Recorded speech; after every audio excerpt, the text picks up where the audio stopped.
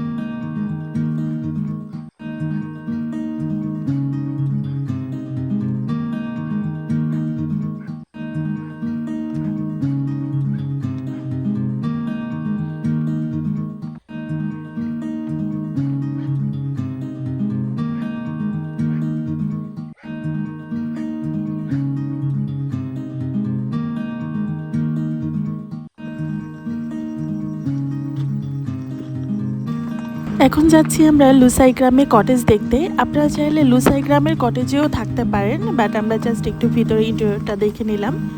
আপনারা যে কটেজেই থাকুন না কেন, শুক্রবার আর শনিবার সবসময় প্রাইসটা একটু হাই থাকে, মিনিমাম 500 থেকে 1000 টাকা ডিফারেন্স থাকে। তো চেষ্টা করবেন সপ্তাহের মাঝখানে যাওয়ার। আর যদি এটা ঈদের আগে হয় তাহলে তো আরও চিপ রেঞ্জেই পাবেন। আমরা যেহেতু ঈদের আগে গিয়েছিলাম, আই মিন ঈদের 4-5 দিন আগে, সো ওই সময় একদমই মানে অফ সিজন থাকে। সো অফ সিজনে গেলে একটা প্লাস পয়েন্ট কি, যে আপনি সব কিছুই এক্সপ্লোর করতে পারলেন, কিন্তু টাকাটা অনেকটা সেভ হবে। যারা আমার নিয়মিত ভিডিও দেখেন তারা জানেন আমি কতদিন আগে কক্সবাজার গিয়েছিলাম ঘুরতে। তো সেখানেও কিন্তু আমি 25 রোজায় গিয়েছিলাম। তো তখন আমি অনেক টাকা সেভ করি, মানে ট্যুর হয়, সবই হয়, ভালো হোটেলে থেকে শিখিয়েছি, সব কিছু এক্সপ্লোর করেছি, কিন্তু আমি অনেক টাকা সেভ করতে পেরেছি। আর এখন হচ্ছে হেলিপ্যাড এসেছি, আর হেলিপ্যাডে দেখার মতো কিছুই নেই।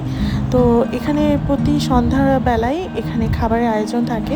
পাহাড়ি আদিবাসী অঞ্চলে যাওয়ার পরে ঢাকার খাবারের টেস্টের সাথে মিল খুঁজলে কিন্তু হবে না, ওদের খাবারের টেস্ট একদমই ডিফারেন্ট। সাজিক আসার পরে আমরা কিছু খাবার টেস্ট করেছি যেটা আগে আমরা পরিচিত না। টাকা দিয়ে বাস খাবেন, পাহাড়ি আলুর চিপস হবে, পাহাড়ি মুরগি চিকেন সাসলি, বিন্নি চালের জিলাপি, পাহাড়ি আলুর ফেস ফ্রাই, বিন্নি চালের পিঠা, চিকেন রোল, চিকেন অন্তর, পাশের পেঁয়াজু হবে, ডিম চপ, চিকেন রোল, বিন্নি চালের ট্রেডিশনাল পিঠা হবে, সিঙ্গারা, পেঁয়াজু, চিকেন মোমো হবে, পাহাড়ি বিধবা মুরগির ডিম চপ হবে গরম। কি ডিম? বিধবা মুরগির ডিম চপ।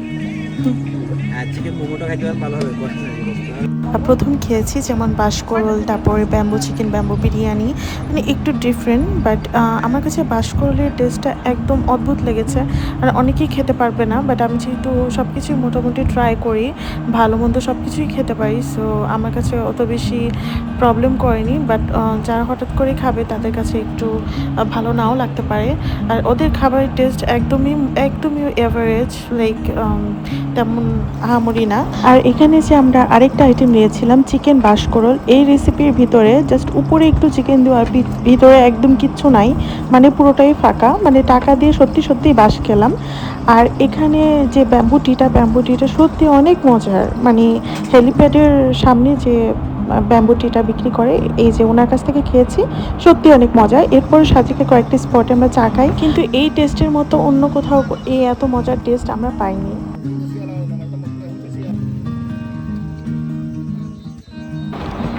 আর এই হচ্ছে আমাদের শ্রাবণী কটেজের রাত্রের ভিউ। এটা রাত্রে ভিউ আউটডোর থেকে ভীষণ সুন্দর। আর ইনসাইড ভিডিওটা আমরা দেখিয়েছি। তো রাত্রেবেলায় ঝিঝি পোকার একটা শব্দ, দোলনায় বসে বাতাসের সাথে সাথে দোল খাওয়ার এক অন্য রকম অনুভূতি। এই কটেজের মধ্যে একটা মাটির বাড়ির একটা ছাপ পাবেন, মানে দেখতে অনেকটা মনে হবে যে এটা মাটি দিয়ে বানানো। আর ওদের ভিতরে একদম ইকো একটা ভাইব পাবেন মানে থাকার পর। আর আরেকটা যে বিষয়টা আমরা সাফার করেছি, অন্যান্য ভিডিওতে ব্লগাররা শেয়ার করে কিনা আমি জানি না, এই শ্রাবণী কটেজের ওয়াশরুমে গেট কিন্তু একদম প্রপারলি লক হয় না, আই মিন একদম ক্লোজ করা যায় না, টয়লেটের ডোরটা ফাঁকা থাকে, এটার প্রপারলি ক্লোজ হয় না। সো যারা যারা থাকবেন বা সামনে আসতে চান তারা এই বিষয়টা একটু মাথায় রাখবেন।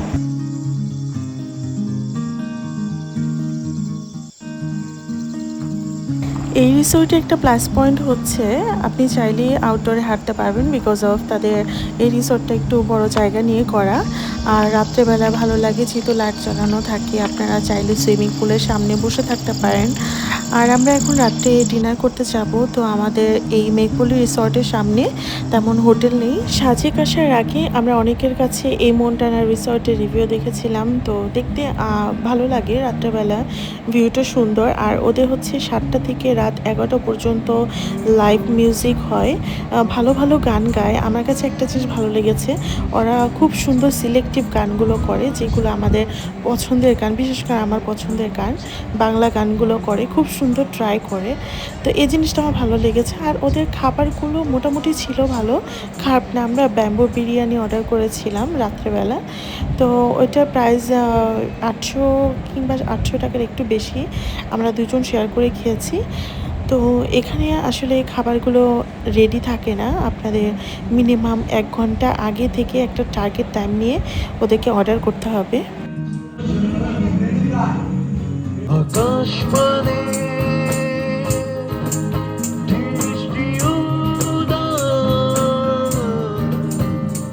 আমি তোমার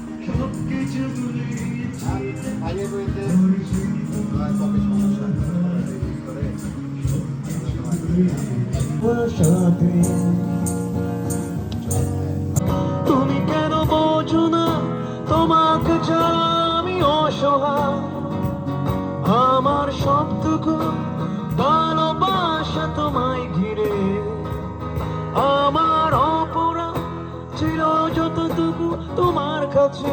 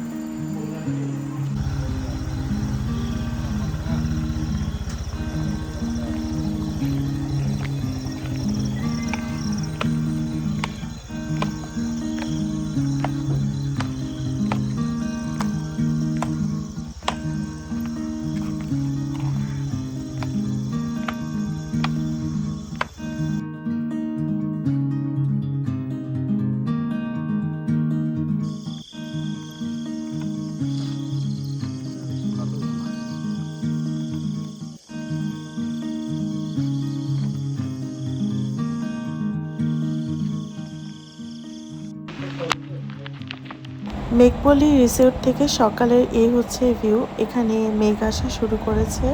তো আজকে যেহেতু আমরা চেক আউট করবো, আমাদের 9টার দিকে চেক আউট টাইম, আর আমাদের সকালে ব্রেকফাস্ট ইনক্লুডেড আছে এই প্যাকেজের সাথে। তো আমি মেঘটা দেখতে দেখতে আবার এখানে কাপড় পরার জন্য রেডি হয়ে গেছি। আর আরেকটা বিষয় হচ্ছে, যদি বৃষ্টি আসতো তাহলে মেঘটা আরও বেশি দেখতে পেতাম, কারণ বৃষ্টি যত বেশি আসবে মেঘ তত ভালো দেখা যাবে।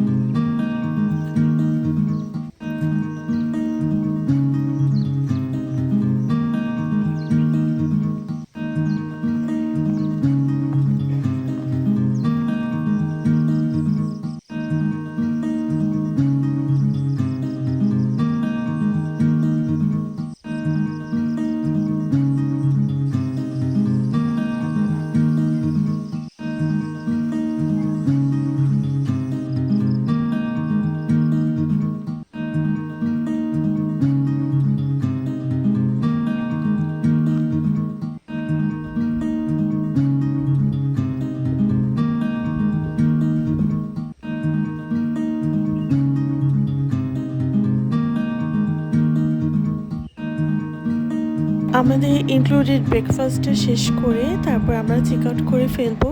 আর আজকে ভিডিওটা এ পর্যন্তই। তো আমরা পার্ট 3 ভিডিওটা নিয়ে কালকে আসব।